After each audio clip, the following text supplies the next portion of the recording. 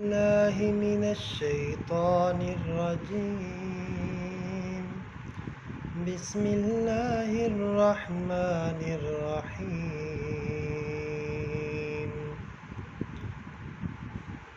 يا أيها الذين آمنوا استعينوا بالصبر والصلاة إن الله مع الصابرين. ولا تقولوا لمن يقتل في سبيل الله أموات بل أحياء ولكن لا تشعرون. ولنبلونكم بشيء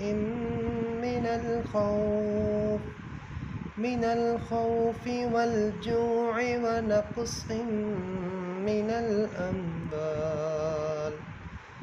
الأموال والأنفس والثمرات وبشر الصابرين.